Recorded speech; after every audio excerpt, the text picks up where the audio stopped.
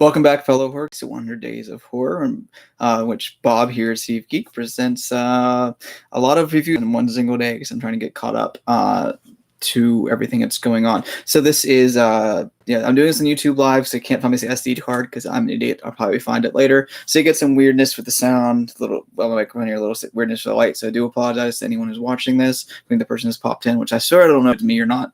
I never know. If you are watching this, you actually know me. Send me a message that way. I'm just like, don't know if it's me at a review. And some DVDs just fell over. It's a ghost because it's Halloween. But we were looking at 100 horror films we haven't seen the days leading up to Halloween, posting our results at citygeek.com at the Facebook group dedicated to this, along with my YouTube reviews here.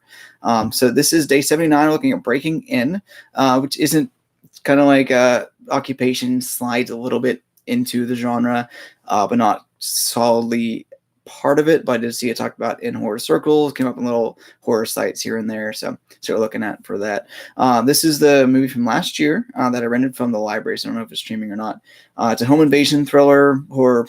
The home invasion kind of falls right in there a little bit. It's not as horror straightforward as say Strangers is more Panic Room type thing, and I don't really put Panic Room in there. So in any other situation, I'd probably put this maybe not into horror, but I'm going to go over the 100 days anyway. So maybe if you don't like it, pretend it's not there, and the 101 will be it. But this is with Gabrielle Union as the mother who goes back to visit her dad's house. Her dad died with her kids, and he has this tech house. When Billy Burke, Mustache Dad from Twilight, shows up with a bunch of his goons to surround the house and say they want the money and everything that's inside. Becomes a game of wits and battle fighting of them taking the house and her being outside and reversing that as they try and get what each other wants without killing it too many people from the other side. It's as it is, it's a well executed popcorn thriller that doesn't really try to be anything bigger than it is. It's definitely entertaining. It's about 85 minutes long, and it's really entertaining. 5 minutes. But he said it's nothing special. It's really basic, but a well done basic. It's directed by James McTeague, who is best known for being the director of V for Vendetta. He also directed The Raven, a couple episodes of Sense8. So outside, I haven't seen Sense8. I didn't like The Raven. There's something else he directed, Ninja Assassin, that I didn't really enjoy. I think mostly because the CGI blood in that, if I'm thinking of the right movie. But V for Vendetta is great. Definitely a bigger movie than this is, but they also had the Wachowski siblings helping him out with that. And this is but written by Ryan Engel, who also wrote The Commuter, Nonstop, and Rampage, 3 other entertaining dumb movies that I did enjoy for what they were. I like Nonstop and Rampage a lot more than I like The Commuter. I thought The Commuter seemed really lazy, but that's a whole different thing. Different last year. There's no review for it up there besides just my random thoughts. So that's kind of like his wheelhouse is these middle of the road movies that you can watch. If you're like, oh, cool, I'll give that a shot. You watch it, you enjoy it, you forget it, you move on. Nothing you probably ever want to really own and rewatch a couple more times, but it's not a bad watch, but not a great one, So as it is, it works for what it's done. It's good, some good sequences, and Gabrielle Union brings everything as you can for it. She's a really underappreciated actress who needs to be in more things.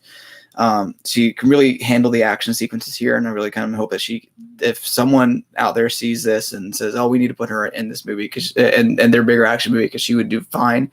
Billy Burke plays an interesting enough bad guy. I still keep seeing Mustache Dad over and over again as I see that, like, Mustache Dad, what are you doing? I think I mentioned that on the Twilight review. I think I'd seen this by the time I reviewed that, because it's day 79, it's day 86 in your life, and as I said in one of the other reviews, I actually finished day number 100 this morning.